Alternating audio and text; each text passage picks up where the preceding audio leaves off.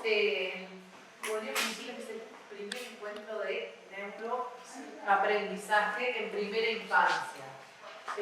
Nosotros pensamos cuando lo organizamos con Claudia, con Inés, con el equipo de acá, que tal vez nos podíamos enfocar en primera infancia porque es esa etapa clave, ¿sí?, en el desarrollo de un niño, que iba a ser como imposible en un día, en una charla, enfocarnos en lo específico de cada una de las poblaciones que atienden las carreras, en los adolescentes, en los niños escolares, en primera infancia. Teníamos que elegir una y nos pareció que esa era la más relevante.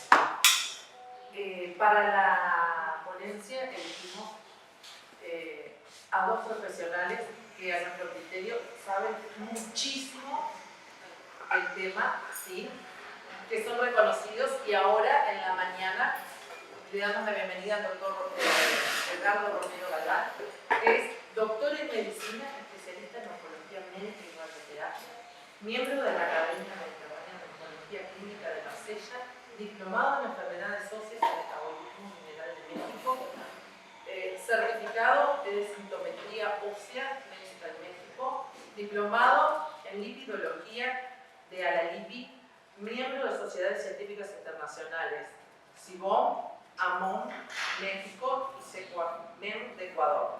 Publicaciones en revistas indexadas de España, Portugal, Perú, México y recientemente Estados Unidos. El mes pasado, bueno, felicitaciones y es un gusto tenerlo acá. El auditorio es suyo. Buenos días. Gracias a la directora por la presentación. Es un gusto y poder compartir estos momentos con ustedes en temas muy complejos, como es el cerebro, el órgano más complejo de nuestra economía anatómica, y temas tan complejos como es la educación. Verdaderamente, enseñar y aprender, qué es enseñar y qué es aprender. Y si todo lo que enseñamos aprendemos, entonces son temas verdaderamente muy complejos. Y siempre digo que ser docente es una de las disciplinas más complejas. Porque ustedes como docentes están moldeando cerebros. O sea que el cerebro cambia, es el único órgano que cambia constantemente.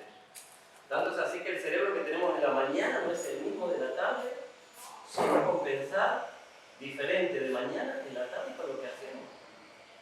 El cerebro tiene esa capacidad de conectar y desconectar. Y el Instituto de Formación Docente de Tacuarembó fue el primer centro educativo uruguayo que introdujo el cerebro a las aulas. Y fue en el año 2010. La idea de 4 docentes de acá del instituto: Claudia, la profesora de pedagogía, Rosana Angelesca, Serrana Bornia y Marianela Aguirre. 2010. Y en esa época, justamente en ese año, o sea que la primera persona en el mundo, a partir de un congreso en Estados Unidos, y ustedes lo conocen como autor, Gardner, Inteligencias Múltiples, Universidad de Harvard, en el año 2000 fue la primera reunión de neurociencia, y a partir de ahí, educación. Neurociencia y educación, año 2000. Y en el 2010, en Europa, los primeros países fueron los países escandinavos: Suecia, Finlandia, Dinamarca, después se agregó Francia y Alemania, donde introducen las neurociencias a la educación. Y en el 2010 me invitan a que hable sobre memoria, es decir, me he dedicado muchísimo al tema desde muchos años. Tan complejo lo que es la memoria y cómo es la memoria. Pero en ese momento hicimos las charlas, diferentes charlas que tuvimos durante ese año, en el 2010, pero nunca pensamos que fuera a llegar a donde hemos llegado. A partir de ahí fue como una bola de nieve. Después hicimos charlas con ella en Artigas, 33 y Salto. Y a través con el plan Ceibal se extendió a todo el país, a prácticamente todos los departamentos, tanto a los IFD, como incluso a los CER, incluso convocados por el Consejo de Formación y Educación, con incluso trabajos finales, pequeñas monografías y certificados por el Consejo, homologados por el Consejo de Estado. Y a partir de ahí llegamos incluso hasta el IPA, que lo tienen incluso en guía digital, si ponen tendiendo puentes entre la literatura y las neurociencias. E incluso, para el año que viene, los programas de educación secundaria nos ponen como referencia. O sea, fue creciendo, creciendo, creciendo, y estamos como referencias en los distintos programas de educación secundaria. Por lo tanto, fue muy productivo, y por eso hoy estamos con esto y este tema que es muy importante, el estrés y aprendizaje. Es decir, ¿cuánto incide el estrés? ¿Qué es el estrés? ¿Sirve el estrés? ¿Nos provoca daño?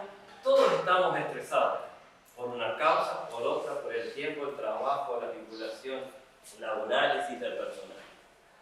Entonces, verdaderamente es una epidemia del siglo XXI y cómo incide en el aprendizaje.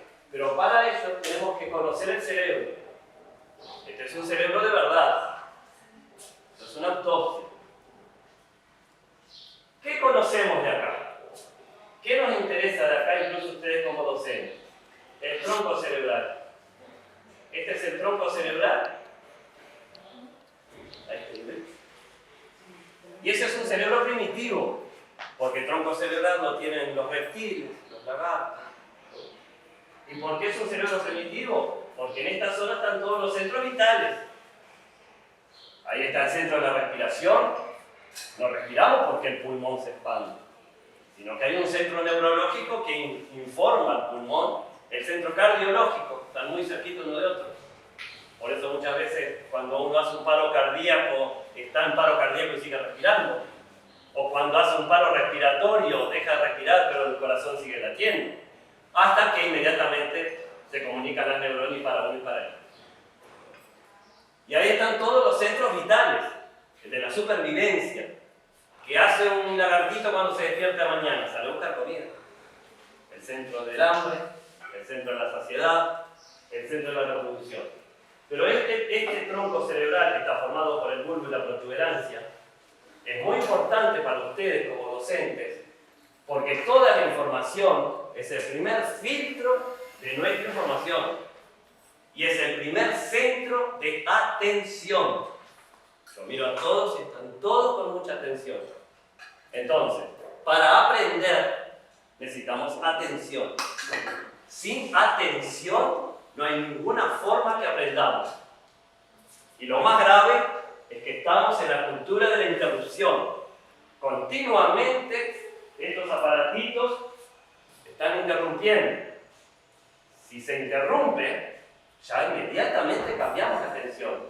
Y demoramos 10, 15 minutos en volver a fijar la atención para volver a seguir y que sigamos en el aprendizaje. Así que no tenemos que tener disruptores, si no, no podemos aprender. ¿Cuál es la atención para vos? ¿Cuál es la atención para vos? No, escúchame. Porque vamos. Hay gente que estudia. Yo, por ejemplo, no puedo estudiar con música. Tengo que tener silencio absoluto, caminar, mirar, medir, venir, y ahí, bueno, está mi atención y mi concentración. Pero yo tenía compañeros o mis hermanos, por ejemplo, que estudiaban con música. Yo siempre estudié con música. ¿Cuál es la atención? Es la atención focalizada, se tiene que focalizar. Una cosa es estudiar con música, que la música verdaderamente es una de las asignaturas más importantes de la educación. Y le han quitado enorme valor. Y siempre digo, siempre no sé si seguimos en las mismas, pero antes me ponían, cuando yo iba al liceo, matemática a primera hora. Nunca puede ser matemática a primera hora a las 8 de la mañana. Probablemente música. Porque la música activa 5 áreas del cerebro. 5 áreas del cerebro. Entonces, si ponemos música y está la música suave, bajita, pero estamos repitiendo lo que estamos haciendo. Pero si estamos estudiando y aparece el WhatsApp y aparece... ya interrumpe. Tanto es así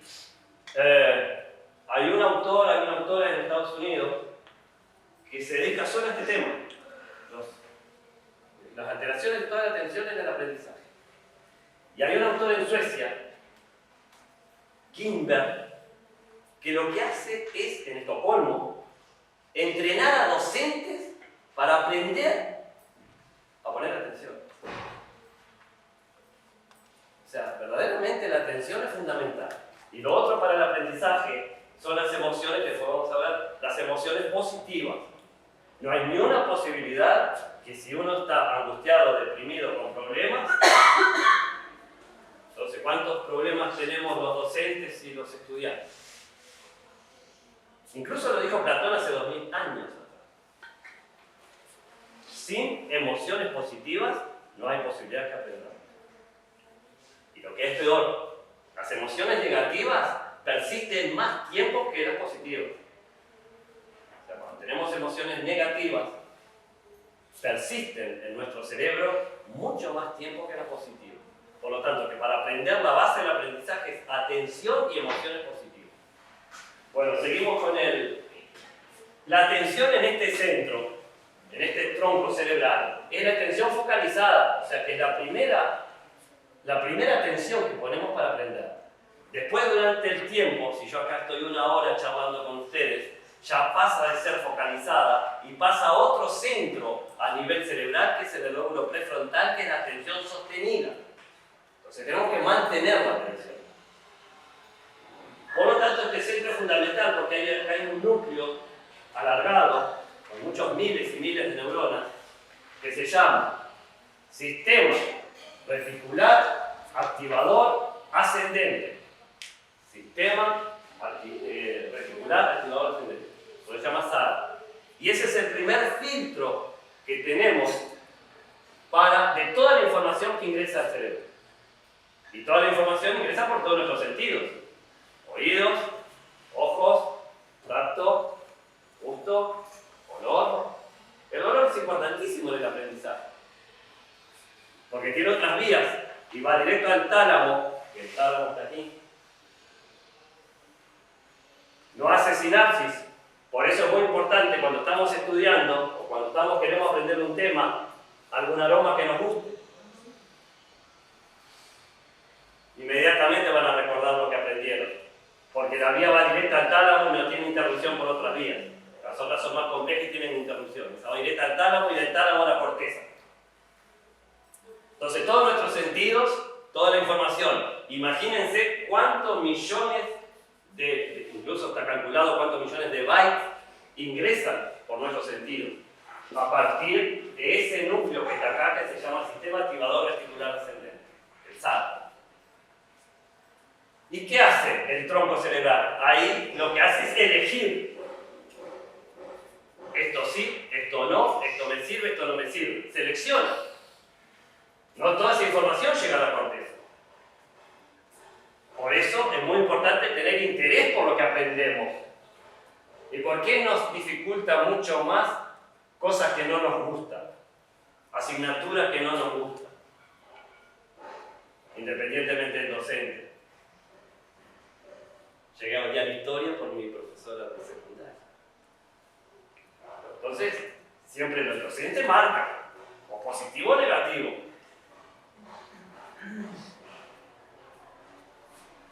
A partir de ahí seleccionamos y va toda la información a la corteza y a partir de ahí después veremos memoria a corto plazo, memoria a largo plazo. ¿Qué otra cosa nos interesa? Aquí hay una estructura que se llama hipófisis, que es una glándula que es la que mantiene, o digamos la que coordina absolutamente todas nuestras hormonas. Es como que fuera un director de orquesta. Otra estructura que nos interesa es esta. El hipotálamo, yo le dije que este era el tálamo. Hipo, por debajo del tálamo. El hipotálamo fundamental en el estrés, porque no podemos controlarlo. A partir de ahí surge todo el sistema simpático y parasimpático. Cuando dan un examen, les viene sudoración, les viene taquicardia, les puede venir diarrea. Sistema simpático y parasimpático es a partir de acá. Del hipotálamo. Aquí ven la corteza cerebral. Fíjense todas las circunvoluciones. Y la corteza cerebral tiene 3-4 milímetros.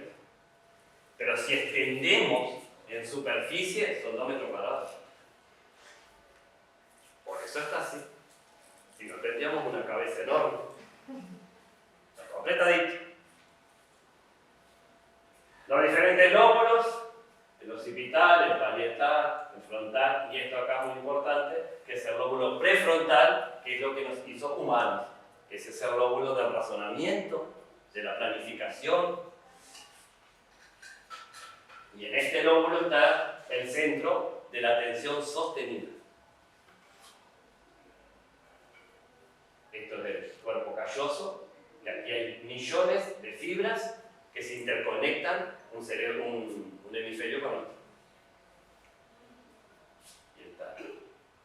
Cerebelo, estructura sobre todo el equilibrio. Y ahí lo ven, ahí tienen los nombrecitos.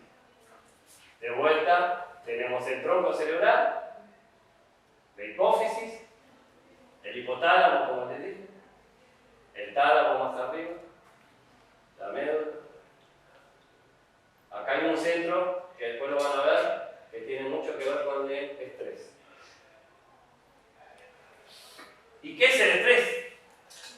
Este señor fue el primero en el mundo, mi colega, el doctor Seid. Estrés es una respuesta inespecífica del cuerpo frente a cualquier demanda que se haga sobre él. Miren en qué año, 1954. Cualquier demanda que se haga sobre nuestro cuerpo, eso origina estrés. Pero una cosa muy distinta es el estrés agudo, el estrés que tenía probablemente el ser humano en la época de las cavernas, cuando se enfrentaba a una fiera, a lo que es el estrés actualmente, que es el estrés crónico. Ese es el gran problema, el estrés crónico. Y nuestro cuerpo se adapta al principio y después se agota la adaptación. Y una vez que se agota la adaptación, aparecen todas las sintomatologías, ya sea psicológica, orgánica. Ahora no vamos. Dice estrés, dice en medicina alteraciones, todo lo que dice alteraciones. Cuando las tensiones y la presión resultan demasiado altas y o continuas y la capacidad de resistencia es baja, hay un desajuste. O sea, en principio tenemos una capacidad de resistencia, después esa capacidad de resistencia se flaquea y disminuye. Eso es la alteración del estrés, donde el organismo claudica en su capacidad de adaptación, generando alteraciones y trastornos a nivel físico, psicológico y social. Fíjense ahí, tiene que estar en perfecto equilibrio, absolutamente en perfecto equilibrio. Las demandas psicológicas y sociales, y no solo las demandas psicológicas y sociales, sino las laborales, y nuestra capacidad de respuesta. Cuando esto se agota, se rompe el equilibrio de la balanza, y ahí comienza, de alguna forma, avisa nuestro organismo. El tema es que no le damos importancia, o no nos damos cuenta. No nos damos cuenta que tal síntoma puede ser causa del estrés.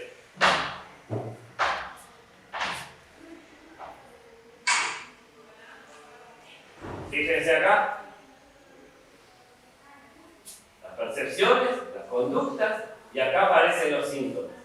Físicos, psicológicos, sería como la luz roja. Y luego aparece la enfermedad. Y verdaderamente es impresionante todo lo vinculado orgánicamente al estrés. Incluso enfermedades crónicas, que la persona no se ha dado cuenta y sufre y altera todo. Intestino, siempre tenemos un órgano blanco, estómago, respiratorio.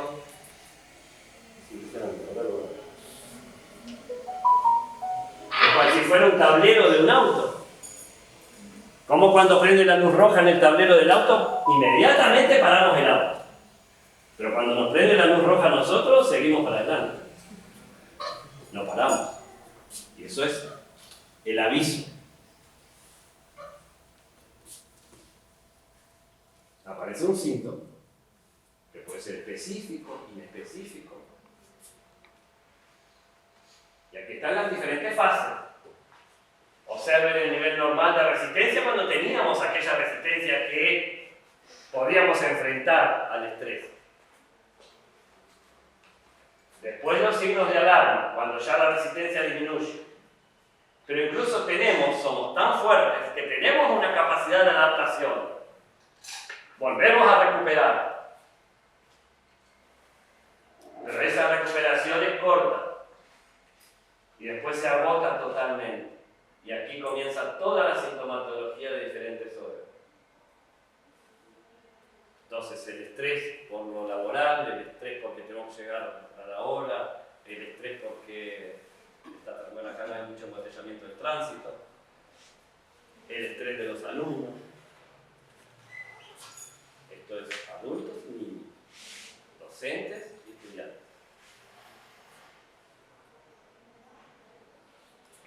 Hay la reacción de alarma, aquí está la activación del sistema simpático. Lo que yo les dije hoy, allá en el hipotálamo.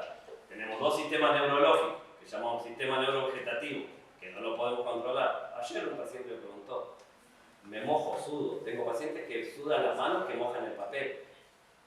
Eso es neurovegetativo, eso es hipotálamo. ¿No hay cómo controlarlo?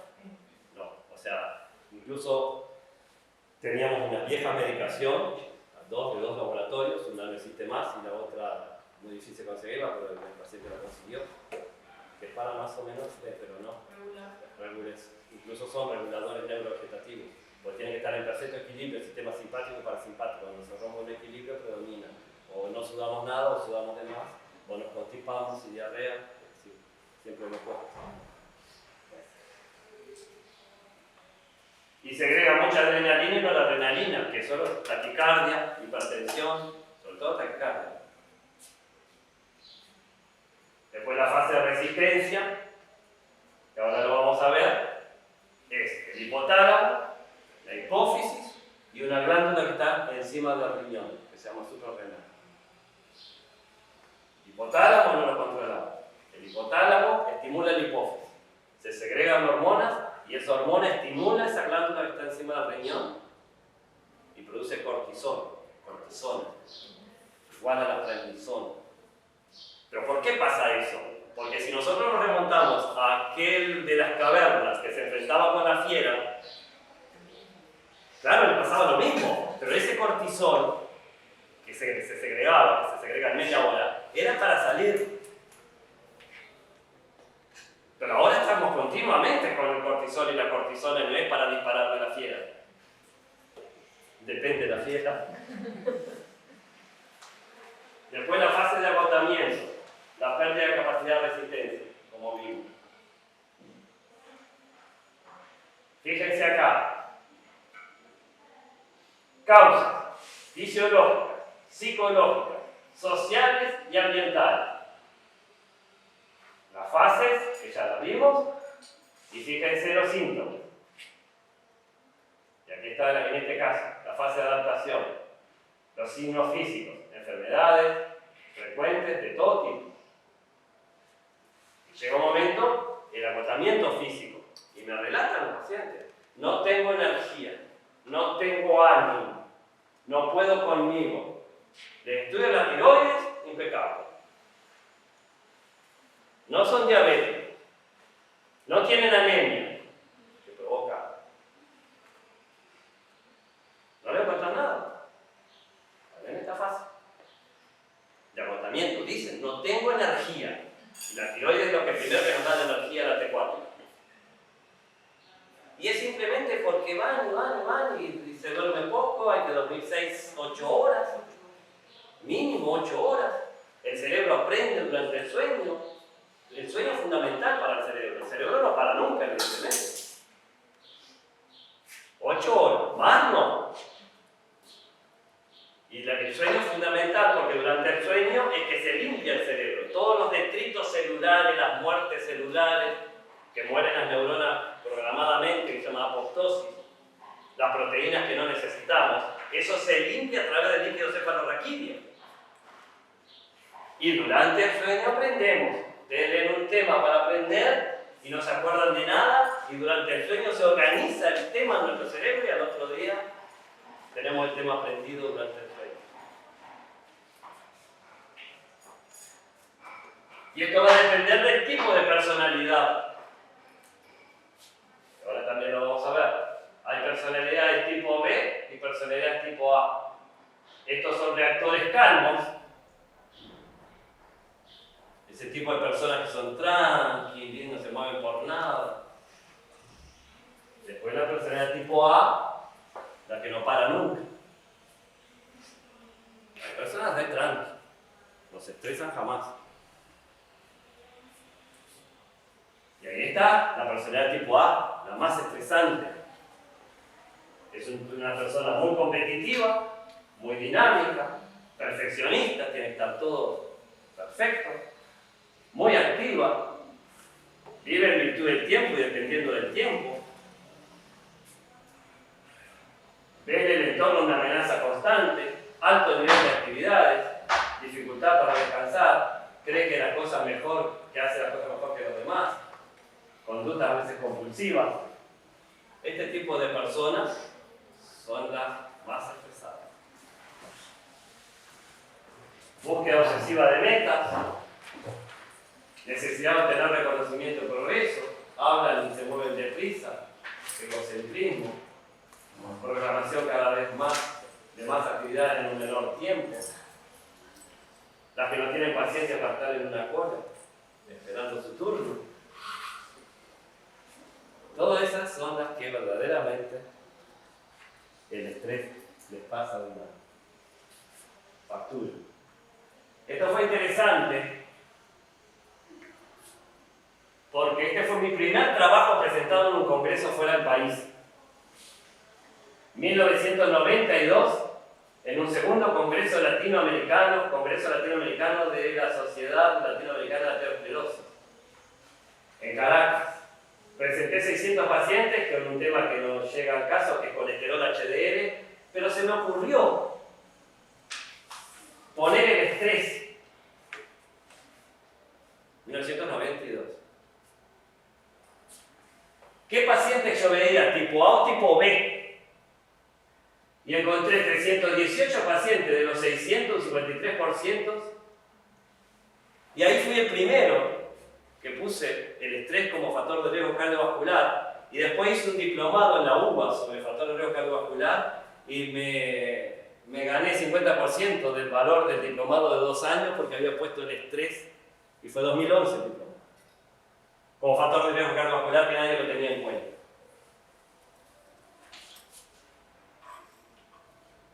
Esto es interesante porque la dopamina, uno de los principales neurotransmisores del cerebro, que hay varias decenas de neurotransmisores, es el neurotransmisor de la recompensa. Es decir, cuando alguien aprende algo, ustedes como docentes hay que festejar el aprendizaje.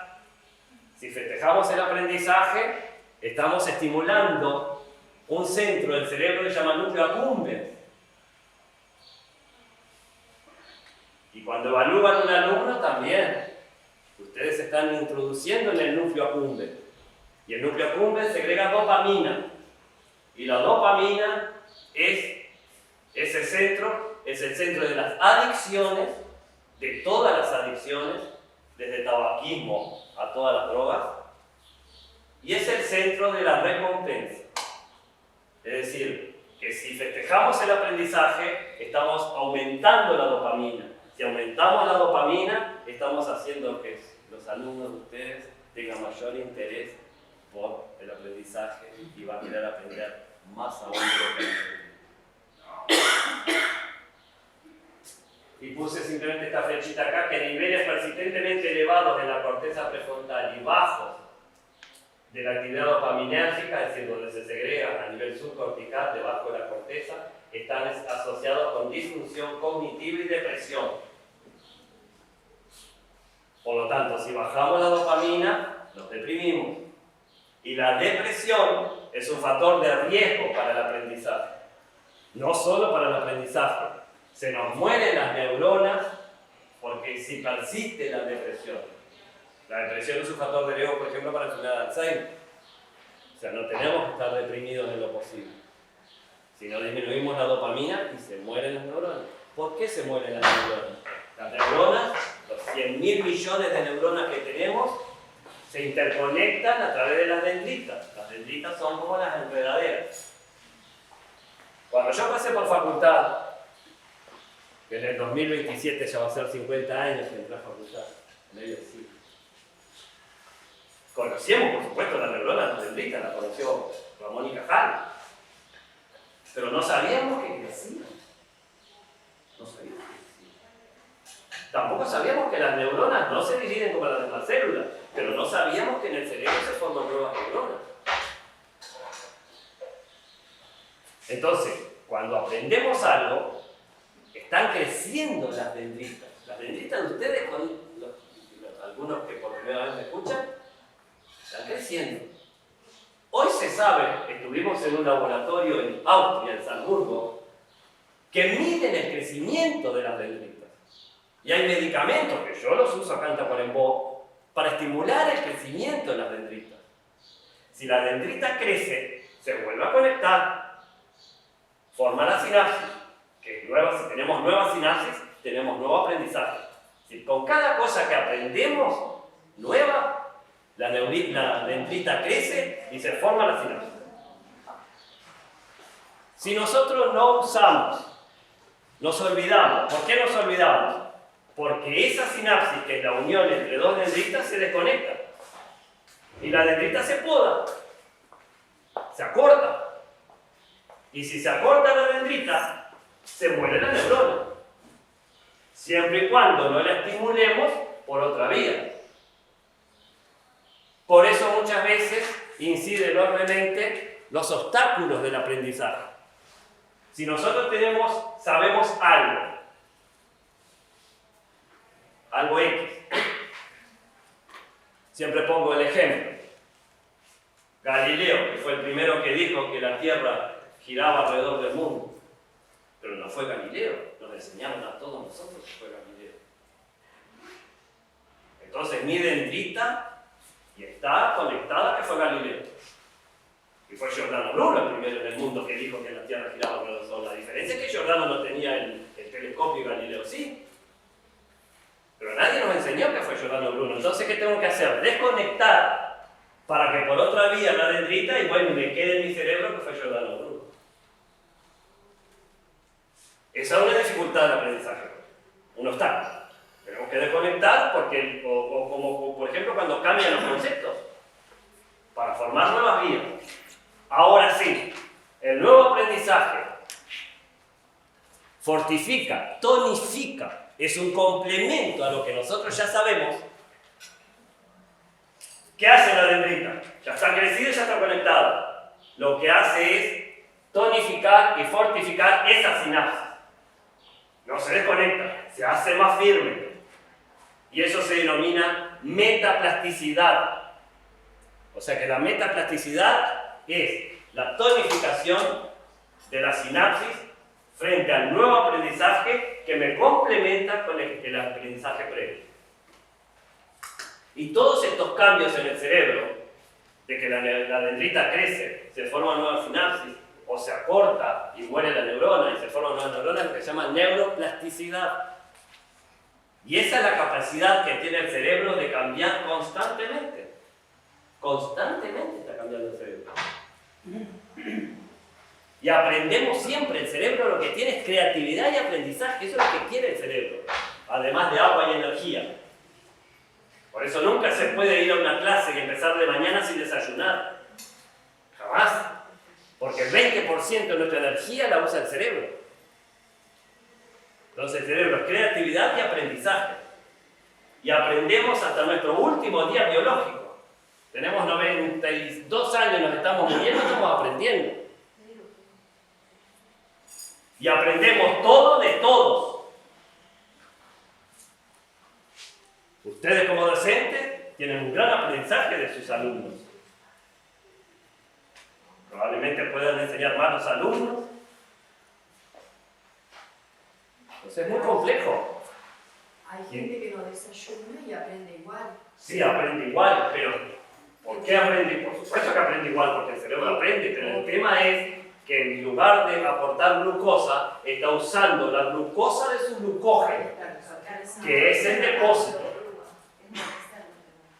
depósito. Entonces está haciendo lo que llamamos el metabolismo inverso, que se llama neoglucogénesis. ¿Qué necesidad tenemos de invertir el metabolismo a una neoglucogénesis? Que la usamos en casos de emergencia.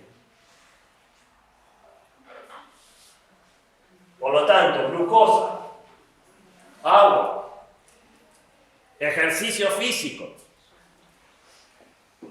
Por favor, cuando veo a mis pacientes con Alzheimer, que tengo 150 en tratamiento, les escribo, les doy la medicación, pero primero ejercicio físico.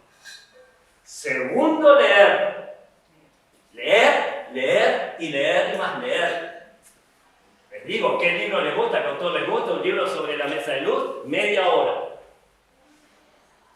Me dice, pero yo no me acuerdo de nada, no importa, no me avance. Leyó media hora, sí, una carilla, sí, al otro día recordamos, no recuerdo absolutamente nada. Volvemos a leer, una vez, 2 veces, 10 veces. El día que recuerden, creció la dendrita y se conectó. Que hay que darle tiempo a la biología. Pero si no, nadie lee nada. Hubo una estadística en Uruguay que 1 millón de uruguayos leen un libro por año y el otro millón de uruguayos no lee ningún libro por año. Entonces, ¿para qué tenemos la cabeza? ¿Para los pelos? No hay ni una posibilidad. Libro o leer, lo que sea. Ahora se lee la computadora. La lectura es el gimnasio de la mente. De la misma forma que el gimnasio para nuestros músculos, la lectura es el gimnasio de la mente. Entonces tenemos que estimular, eso fue cuando dimos en el IPA, literatura y neurociencia, las áreas de la lectura, ya estoy contigo, las áreas de la lectura, los cajones de letra, de un autor, de un neurocientífico francés. Bueno, yo siempre le digo a mis alumnos, a veces tengo alumnos adultos que tienen 50 años, tengo una de 70, dice, sí, pero esta altura, me voy a poner, sí, esta altura ponete. A esta altura. Mi abuela tiene 83 años y está mandando estado de WhatsApp. A esta altura. Como digo, se aprende hasta nuestro último día biológico. Y aprendemos todo de eso. El cerebro es aprendizaje. No queda otra. Y ejercicio físico. De pasada, tenemos tiempo, ¿no? ¿Tenemos tiempo? ¿Cuánto tenemos? Sí, no sé. Yo estoy pensando que estoy mal, no desayuno. ¿Y por qué? No, ya estoy contigo. ¿Por qué el ejercicio físico? Estuvimos, fue en el 2014, que fuimos con Claudia a Copenhague. Estuvimos en Dinamarca, en el Mundial de Alzheimer, 2014.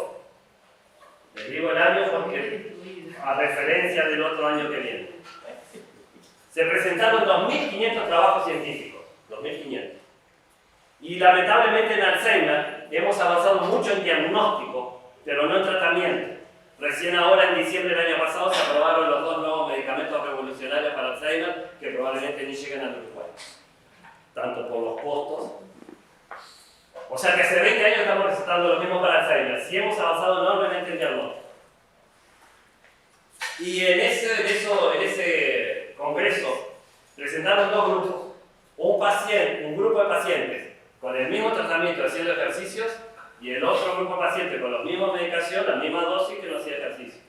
Los estudios cognitivos y los test daban mucho mejor en el que hacía ejercicio. Entonces ya se sabía que el ejercicio físico estimulaba la memoria. No se sabía el mecanismo biológico. El mecanismo biológico por el cual el ejercicio físico estimula directamente la memoria se descubrió en el 2016, 2 años después. Y es a partir de que el músculo y el hueso hoy son órganos endócrinos, o sea, forman parte de las glándulas, como cualquier glándula. Porque cuando hacemos ejercicio físico, se segregan hormonas en el músculo, que se descubrió en el 2016, que se llama irisina, y se estudió la estructura molecular, y también hormonas en el hueso, como la osteoprotegerina. ¿Y qué hacen esas hormonas? Estimulan una proteína en el cerebro, que se llama factor neurotrófico cerebral, que fue descrita por Rita Montalcini, por lo cual obtuvo el premio Nobel, y ese factor neurotrófico cerebral, cuando Rita lo descubrió, no se sabía para qué servía. Muchos años después, ¿qué hace el factor neurotrófico cerebral? Estimula el crecimiento de las dendritas. O sea que la ilicina y la osteoprogestetina estimula el factor neurotrófico cerebral, el factor neurotrófico cerebral crece la dendritis y crece la dendrita, nueva sinapsis. Ese es el mecanismo neurobiológico por el cual el ejercicio físico estimula la memoria. Bueno, seguimos. Me interesa este centro acá. ¿Vieron dónde está? ¿Se acuerdan del tronco cerebral? Se llama locus coeruleus. Este centro es fundamental en el estrés. ¿Por qué? Y aquí está. Lo descubrió Vic Dacier. Tú me habías pedido la palabra. Sí, tiene que ver con el estrés obviamente y principalmente con el cortisol. Sí. Hay una psiquiatra española, María Rojas Estapé, creo que se llama, un joven hija psiquiatra también, que plantea la intoxicación por cortisol. Sí. Ya lo plantea desde una perspectiva No, más claro. familiar, de irrupción en la casa. No, aparte- eso a los estudiantes. Aparte el cortisol tiene graves efectos secundarios. Es decir, el tener continuamente estar en estrés y segregar un cortisol, que ahora van a ver, tiene sobre todo cuatro efectos secundarios importantes. Desmineraliza los huesos, tanto es decir que cortisol, cortisona, prednisona, para nosotros, para mí que me dedico a metabolismo mineral óseo, 7,5 miligramos de prednisona, 7,5 que una dosis baja durante 3 meses es igual a osteoporosis. O sea que desmineraliza los huesos, redistribuye la grasa, aumentamos de peso, retiene agua y sal, con lo cual aumenta la presión. O sea, verdaderamente tiene efectos. Y predispone a la diabetes. O sea, los cortisol verdaderamente provocan gran daño en nuestro órgano. Y lo segregamos, lo segregamos, lo segregamos. Y no tenemos forma, no tenemos medicación para bloquearlo. La única forma de bloquear es no estimular arriba para no estimular hipotálamo, hipófisis, suprarrenal. Ahora lo vemos. Bueno, este es el locus coeruleus. Lo describió, miren qué siglo XIX. Y aquí está. Esto es de verdad. Estos son neuronas. Este es el seno locus coeruleus. Y se ve en azul por la melanina que se transforma en noradrenalina. Este es el principal centro de secreción de noradrenalina en nuestro cerebro. Ese núcleo, locus coeruleus. Aquí está el eje que habíamos visto. Hipotálamo, hipófisis y la suprarrenal. 2 glándulas encima del riñón. Este prácticamente es la ruta o el eje del estrés.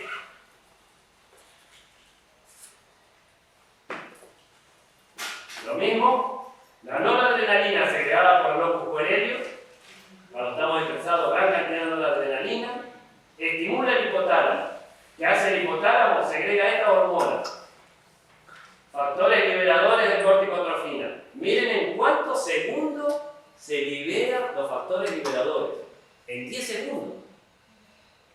O sea, del locus coeruleus estimula el hipotálamo y en 10 segundos el hipotálamo segrega esto. A los 30 segundos, la hipófisis segrega CTH.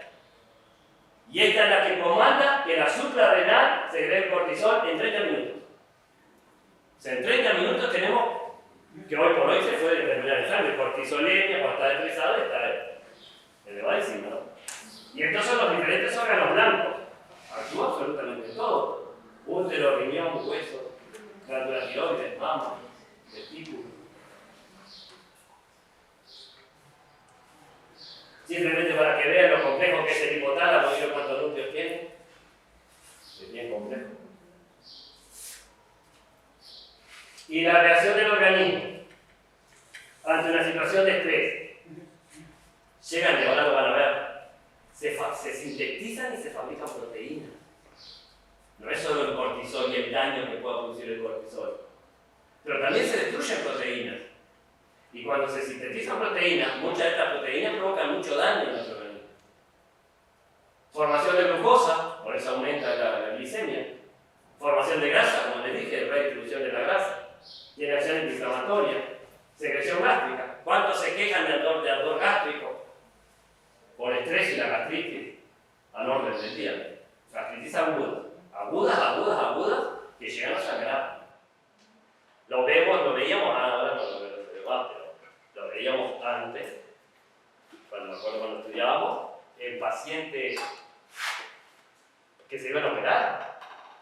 operaciones importantes, cuando ingresara al bloque quirúrgico y empezaba a sangrar el estómago, por estrés agudo. Hoy no se ven porque ya me pasó y todo eso, pero yo soy de la época pre-omeprazol. Las rutas del estrés, como vimos, que son las mismas que les dije: hipófisis, el loco coelio primero, hipófisis, suprarrenal, hipotálamo. Pero aquí agregamos dos estructuras más: la amígdala cerebral y el hipocampo. Este es el hipocampo. ¿Y por qué agregamos la amígdala cerebral? Porque la amígdala cerebral es el centro de las emociones. Ahí surgen las emociones negativas y positivas. ¿Y por qué agregamos el hipocampo? Porque el hipocampo es el área que está en el lóbulo temporal por excelencia de la memoria a largo plazo. La memoria a largo plazo es la que queda en nuestro organismo y lo recordamos, y el año que viene y el otro recordamos. Lo que no recordamos es la memoria a corto plazo, que la memoria a corto plazo simplemente se libera el neurotransmisor y llega a la otra neurona. Se metaboliza el neurotransmisor, nos dice un número de teléfono y al rato no lo sabemos, a los minutos. Esa es la memoria a corto plazo. Y eso se está viendo muchísimo, de que hoy por hoy todos están usando mucha memoria a corto plazo y muy poco memoria a largo plazo por estos aparatitos. ¿Por qué? Cuando consultamos esos aparatos y entramos en distintas páginas, están todas abiertas, no saben ni en cuál entrar previamente. Empiezan a buscar o en el historial. Entonces hoy la memoria a largo plazo es la memoria externa. Y no fijamos. Y la gran diferencia en memoria a corto plazo y largo plazo, que en la memoria a largo plazo hay síntesis de proteínas, que la de corto plazo no. Se sintetizan proteínas que es la que fija el nuevo conocimiento. Pero si no fijamos el nuevo conocimiento y no se sintetiza la proteína, eso se produce en esta estructura, en el hipocampo. Y esa es la estructura donde comienza el Alzheimer. Cuando yo pido resonancia en pacientes que me van a consultar por pérdida de memoria, yo tengo que distinguir si esa pérdida de memoria es fisiológica por la edad o si esa pérdida de memoria dentro de 5 o 10 años el paciente anda perdiéndose en la calle. ¿Cómo puedo? Entonces cuando pido resonancia le pido al imagenólogo que me mida el volumen del hipocampo. Si el volumen del hipocampo, de los hipocampos, tenemos dos, está disminuido, atrofiado, menor volumen, lo más seguro es que ese paciente pueda desarrollar un Alzheimer. Y lo otro que la mayoría de las personas no dan importancia, y he tenido varios pacientes, es la desorientación, que incluso puede aparecer antes que la pérdida de memoria. Es decir, andamos caminando en la calle, estoy en la esquina y no sé para dónde tengo que dirigirme. Eso es lo que se denomina las neuronas GPS. Tenemos neuronas GPS que nos orientan en el espacio. Esas son las primeras que se alteran. Entonces la persona dice: me perdí, no me di cuenta dónde estaba. Y se repite una vez, 2 veces, 3 veces, y después comienza el tema de la memoria. Pues aparece, son 10 años antes, incluso 15. Son como señales. Sí, tengo una paciente que vive en la avenida San Martín y se iba en moto y agarró para allá, para República Argentina. Y cuando iba para allá, acá no es para mi casa. Le pasó 2 veces, hace 9 años, 10 que la veo, nunca más le pasó, pero ahí me fue a ver. Porque ya pensaba que iba por la avenida San Martín y agarró de lomo por allá.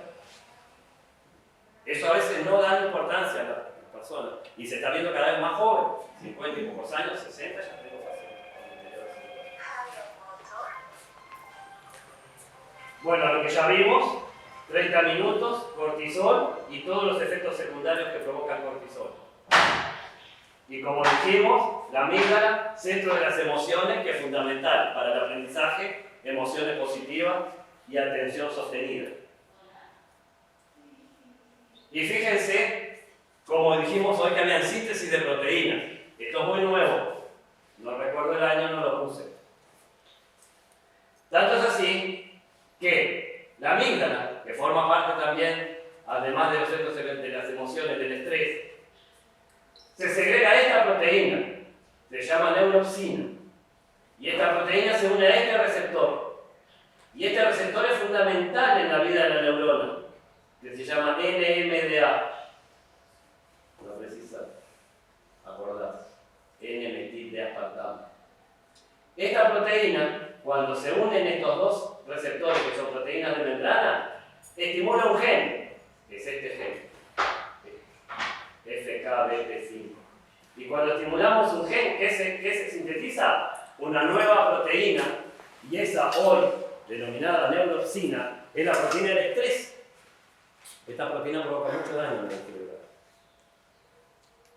Se sintetiza esta proteína, miren la maquinaria genética y lo que puede producir el estrés en nuestro cerebro. Proteína del estrés, por estimulación de este gen. ¿Y qué hace? ¿Qué hace la neuropsina y el estrés? Disminuye aquel factor que yo les hablé, el factor neurotrófico cerebral. Este factor que fue descrito por Rita Montalcini, este factor es el que hace crecer las dendritas. Entonces el estrés disminuye el factor neurotrófico cerebral, comprometiendo la viabilidad de las neuronas y disminuye las espinas. Las espinas son espinas, porque se llaman espinas. O sea, las dendritas tienen espinas como las rosas y de las espinas crece nueva dendrita. Eso ya lo vio Cajal. No sabía para qué era. Pero incluso dijo Cajal en aquella época que las espinas tenían vinculación con el aprendizaje, con genes, con un microscopio óptico.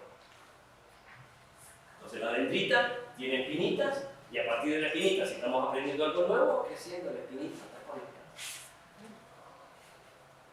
Por lo tanto, el estrés disminuye esa proteína descubierta por Rita Montalcini y si disminuye el factor neurotrófico cerebral, sonamos, ¿no? Porque no crecen las dendritas. Y si no crecen las dendritas, no tenemos nuevo aprendizaje. Aquí está la neurocina simplemente para que vean, esto es una neurona y estos todos puntitos marcados es neurocina marcada, ¿eh? Y aquí está la estructura molecular. Fíjense, esto de verdad. Miren cómo está la proteína marcada en la neurona. Hoy en los laboratorios se pueden hacer neuronas de células de piel, neuronas funcionales.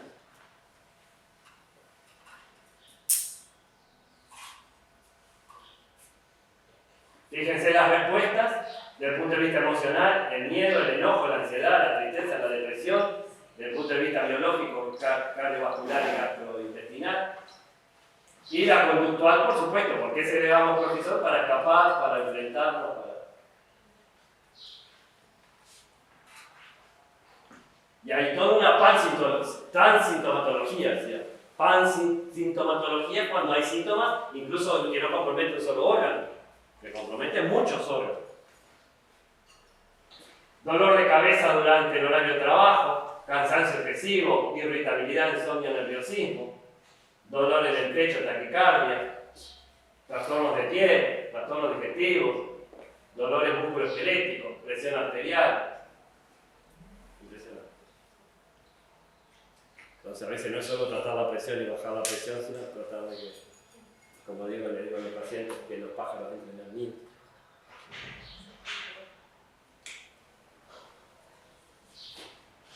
Y el estrés afecta evidentemente la calidad educativa.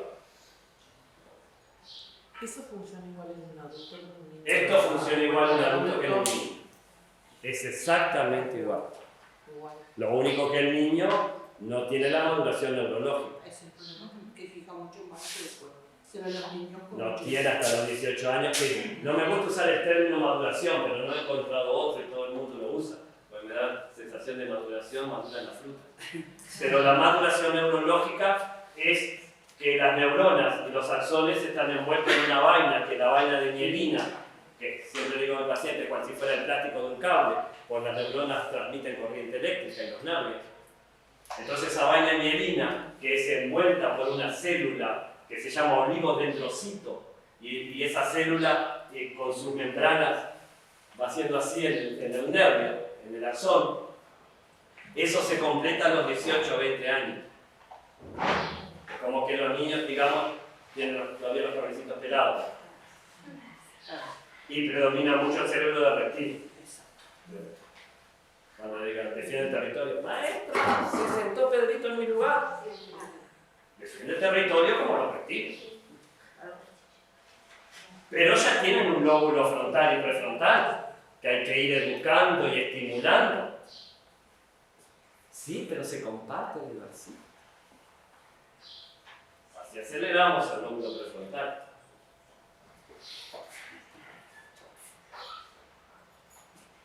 Ya lo vimos, el hipocampo y amígdala, involucrados directamente en el estrés. ¿Y cómo nos sentimos con todos estos síntomas? Fíjense todo lo físico, lo compartimental, lo comportamental, lo mental, dificultad para concentrarse, para tomar decisiones, la hipersensibilidad a la crítica, sobre todo la hipersensibilidad, nerviosismo, ansiedad.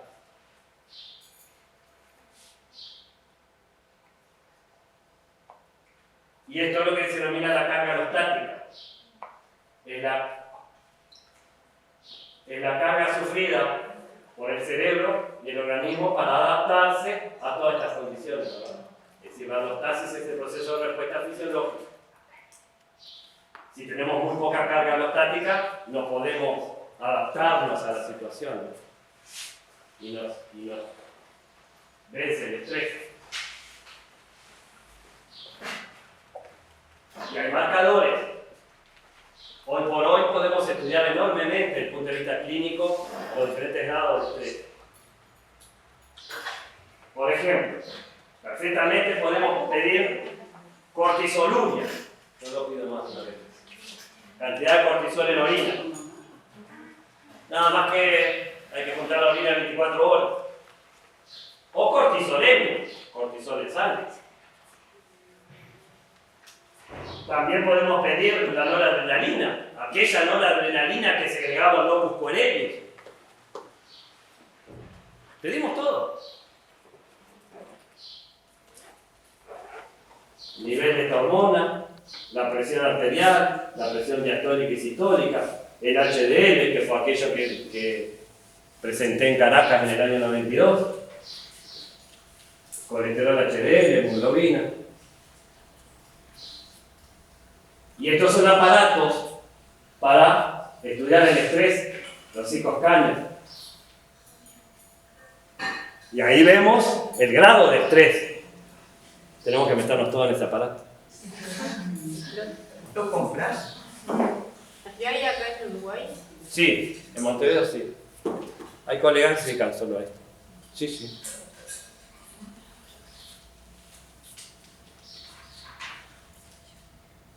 Y ahí vemos el tipo de reactor. Es decir, si es reactor tenso, reactor calmo. Aquel grupo de personas que vimos tipo 1, tipo A.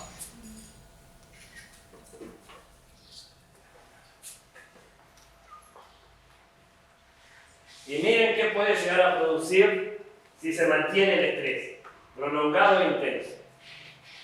Fíjense todo lo que produce. Un estrés moderado y el aumento de estrés. ¿Qué hace? Deteriora directamente el hipocampo.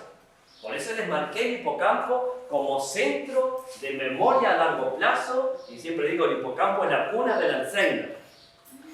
El estrés crónico mata las neuronas del hipocampo. Porque si me matara las neuronas de otro sector, capaz que tengo menos alteraciones, pero del hipocampo, por lo tanto la memoria empieza a disminuir francamente, la memoria a largo plazo. Y aquí lo van a ver. Estos son estudios eléctricos, esto es un hipocampo. Fíjense acá, con el cortisol y miren con el estrés. El estrés incontrolable por inmovilización y choques eléctricos. Esto se estudió con choques eléctricos directamente en el hipocampo. Y ahí se veía la conducción eléctrica de las neuronas, que cuando estaba estresado tenía menos conducción eléctrica. Entonces tenemos menos neuronas. Miren este interesante. Este ratoncito en la jaulita. Tranquilo el ratoncito. Pero si le mostramos un gato al ratoncito, ¿qué pasa? Aquí lo tienen. Fíjense cómo disminuyen las gráficas. La rata expuesta al gato muestra alteración selectiva de la memoria de trabajo, dependiente del hipocampo. Esto fue notable.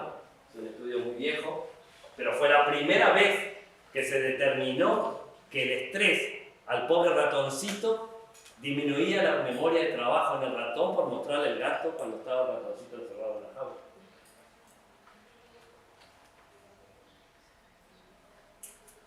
El estrés altera el aprendizaje como vimos. Puede alterar el aprendizaje y la memoria. El estrés agudo aumenta, en este caso, la cognición, capacitando al organismo para responder ante una amenaza, pero el agudo, no el crónico, de forma permanente. El estrés incontrolable deteriora el aprendizaje y la memoria, exacerba el daño cognitivo relacionado con el envejecimiento y aumenta la susceptibilidad de las neuronas hipocampales a la atrofia, necrosis por agentes metabólicos. Verdaderamente provoca mucho daño el estrés a nivel del hipocampo. Por eso cuando me piden que pierde la memoria o algo para la memoria, es que verdaderamente estudiar a los pacientes frente a qué estamos. Fíjense, qué interesante. Estas son neuronas de hipocampo. Mire cuántas neuronas tenemos acá, normalmente. Fíjense cómo disminuyen las neuronas del hipocampo en el estrés. Se mueren las neuronas.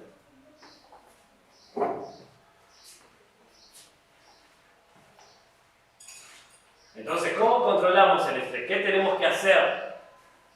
Un gran desafío para todos nosotros y para ustedes. Gran desafío. ¿Cómo controlar el estrés? Tal vez la multitarea, tareas en grupo, muchas emociones positivas para mejorar el aprendizaje, un excelente clima áulico.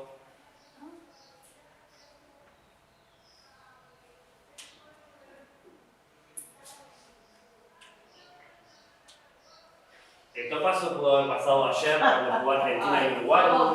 Calma ninguna. Eso pudo haber pasado ayer cuando jugó Argentina y Uruguay.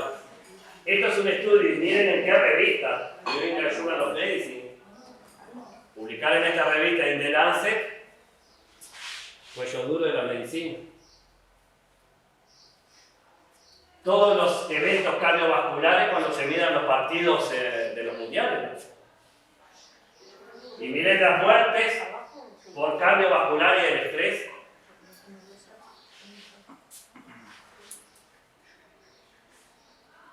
Este estudio fue del 2003, fue lo que les dije, que la depresión es un factor de riesgo para que se nos mueran las neuronas.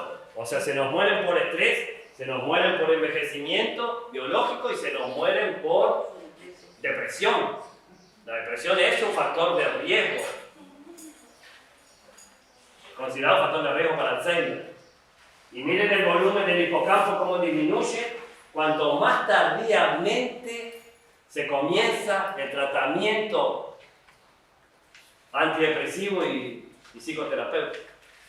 O sea, no se puede estar deprimido, hay que recurrir urgente a los tratamientos, que tenemos moléculas muy efectivas. Pero se sabe que el volumen del hipocampo disminuye con la depresión. Pero hay un debe también, sabemos que hay un aumento de casos de depresión y los centros asistenciales no están atendiendo a tiempo, sacar una fecha es una complicada. O sea, Entonces cuando van ya está ese es un tema político, De la salud. de la salud mental.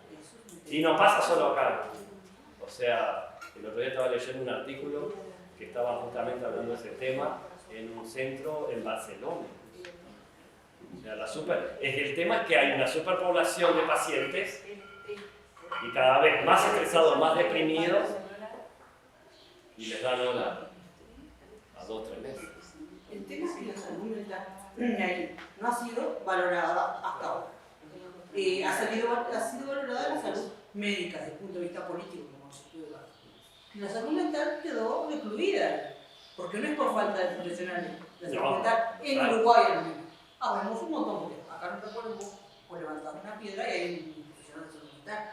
Ahora el tema, lo que cuesta la salud mental es recaer, le cuesta a una mutualista, le cuesta a ASI, le cuesta a todo. Porque además no es, Cada vez hay más. Es cada vez más y va a haber. Y va a haber más. Claro, va a aumentar. Cada vez la brecha se acorta más, porque antes de una determinada edad, Ahí está. las mujeres, la menopausia, Los niños, Casi no se a los veía. más chiquitos y los niños. con mucho más intento de autolimitación. Adolescentes. Deprimidos antes veíamos menos. Y niñas deprimidas no había. Adultos. Por eso, Entonces, adultos sí. adultos que se suicidan. Cada vez hay más. Y todo eso tiene que ver con la neurobioquímica cerebral. Es un tema neurobioquímico, es un tema que incide en lo social, lo económico, todo. Es una enfermedad, como decimos, multifactorial, como todas, como la gran mayoría de las enfermedades. Son muchos factores que desencadenan. Bueno, queda bien claro entonces que la depresión disminuye el volumen del hipocampo por muerte neuronal. Esto fue un estudio hecho en Nueva York, 2003. Y aquí está Rita Montalcini. Impresionante Rita Montalcini, premio Nobel de Medicina. Fíjense en qué año nació y en qué año murió. Tenía más de 100 años cuando murió. Premio Nobel de Medicina por haber descubierto este factor neurotrófico cerebral. Y descubrió esa proteína y no sabía para qué era. Muchos años después, esa es la proteína que estimula el crecimiento de las dendritas para que las dendritas y los axones se conecten con otras neuronas. Nada más que el estrés disminuye esta proteína y al disminuir esta proteína se podan las dendritas y las neuronas se pueden morir. Y eso es perder la memoria a largo plazo. Pero no solo la depresión mata a las neuronas, sino que la depresión inhibe expresión de genes. ¿Hasta dónde llega el mecanismo? Que la depresión puede frenar la expresión genética. Fíjense acá, en un paciente normal y un paciente deprimido. Entonces, los efectos del estrés en el cerebro produce atrofia del prefrontal, produce atrofia del hipocampo y aumenta, hipertrofia la amígdala, que es el centro de las emociones, ¿sí? Para tratar de segregar aquellas proteínas que dijimos, la neuroxina. Pero no solo eso, sino que el estrés también envejece. Esto es bastante nuevo también. ¿Por qué? Porque inhiben estas enzimas que se llaman telomerasas. ¿Qué son los telómeros? Son los extremos de nuestros cromosomas. Si mantenemos telómeros, envejecemos más lento. Si tenemos muchas telomerasas que los telómeros disminuyen, envejecemos rápidamente. El estrés lo que hace, y fuera un premio Nobel de Medicina, y aquí están los telómeros, fíjense, estos son los cromosomas, y lo marcado en amarillo son los telómeros. Miren, cromosomas y en los extremos los telómeros. Premio Nobel de Medicina 2009, acá. Cómo el estrés actúa en las telomerasas y aumenta el envejecimiento. Entonces, el estrés crónico sobre el cerebro, ya vimos. Las hormonas del estrés inducen cambios estructurales y funcionales de las neuronas, atrofia el hipocampo y la corteza prefrontal, aumenta la amígdala, segrega proteínas inflamatorias, disminuye el nivel de glucógeno, disminuye la formación de neuronas, altera la memoria y la capacidad cognitiva. Ambiente educativo estresante. Se puede relacionar con el fracaso escolar por debilitar el rendimiento académico. Ojo al tema de autoestima, la salud emocional, identificar causas de estrés en el aprendizaje, la falta de concentración, afecta directamente la memoria como lo vimos, fatiga intelectual con falta de motivación, eso disminuye la dopamina. Nunca podemos disminuir la dopamina. Tenemos que empujar para adelante, como les dije, festejar el aprendizaje. Y causas del estrés en el aprendizaje: excesiva carga de trabajo por cada unidad curricular, cronogramas de la evaluación, eso es netamente de ustedes, cómo evaluar, cuándo evaluar, qué métodos para evaluar. Ahí está, métodos de evaluación complejos. No disponer de un sistema de repaso o de validación del aprendizaje, cómo validamos el aprendizaje, el nuevo aprendizaje. O no tener un clima áurico adecuado. Tranqui, todo divino, todo precioso, música, perfume, color. Y a veces los espacios también, Sí. porque son reducidos y tienen que hacer un malabar. Es muy serio y muy correcto.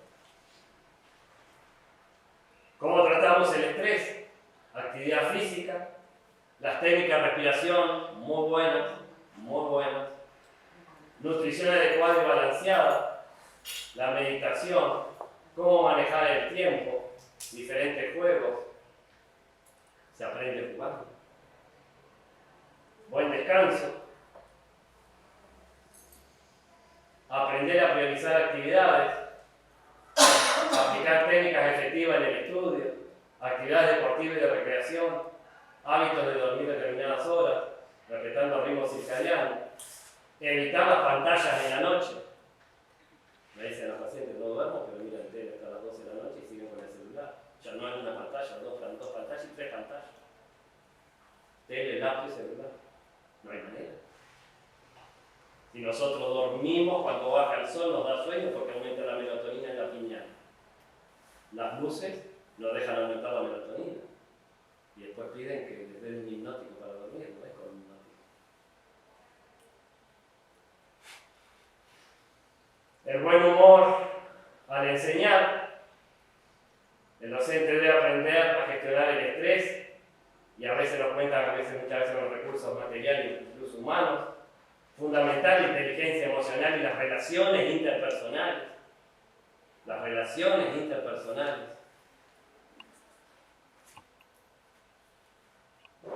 La capacidad del cerebro, es decir, adaptar el aprendizaje a la capacidad del cerebro y lo que estamos recibiendo. Estar en estado emocional muy positivo y equilibrado, tanto educando como educadores, en un medio ambiente muy enriquecido, fraterno. Encontrar sentido a lo que aprendemos. Siempre, como les dije, aprendemos más lo que nos gusta. Pero lo que no nos gusta, que hay que aprender, hay que dedicarse más tiempo. El docente debe ser un amigo instruido y no olvidar que aprendemos de los alumnos y una educación compatible con el cerebro. ¿Qué nos limita el aprendizaje? La propia biología de cada uno. Si todos aprendemos en tiempo y formas diferentes. Todos somos normales, pero aprendemos en tiempo y formas diferentes. La experiencia de vida personal de cada uno, el medio socioeconómico enriquecido o empobrecido, lamentablemente tenemos cerebro. Un docente nunca debe menospreciar el cerebro que tiene él, porque no sabemos dónde puede llegar ese cerebro. Tenemos que analizar nuestras herramientas. Pero muchas veces, lamentablemente, el medio socioeconómico cultural limita el cerebro. Lo que nos gusta aprender está genéticamente predeterminado, el medio psicosocial, estrés, angustia, depresión. Y un cerebro con hambre no aprende. No hay ni una posibilidad que un cerebro con hambre aprenda. Porque necesitamos la glucosa para la energía. Necesitamos agua. El cerebro es 75% agua. Y necesitamos proteínas. Los neurotransmisores, que son la forma en que se transmiten las neuronas de una neurona a otra, se forman a partir de aminoácidos. Y nosotros, los humanos, los mamíferos, no sintetizamos aminoácidos. Por eso necesitamos comer proteínas todos los días, ya sea vegetales o animales. No sintetizamos aminoácidos. Esta frase es nuestra con Claudia del 2011. El cerebro se atrofia por el sedentarismo intelectual y las emociones negativas. Y esta otra frase de Rita Montalcini. A los 100 años mi mente es superior gracias a la experiencia que cuando tenía 20. Esperemos que estén todos tranquilos y no estresados. Muy bien. ¿Preguntas? Es complejo el tema y hay mucha información y espero que esa información haya quedado en la memoria a largo plazo. Después algo les va a quedar. Si recuerdan algo de lo que les di hoy, bueno, aplaudan al hipocampo porque quedó en la memoria a largo plazo y se sintetizaron proteínas. Si no se acuerdan de nada, memoria a corto plazo y es como que no me hubieran escuchado, no hicieron sinapsis, no hicieron dendrogénesis. Dendrogénesis es el crecimiento de la dendrita, nueva sinapsis, sinaptogénesis, formación de nuevas sinapsis. Primero que aplaudirte a vos.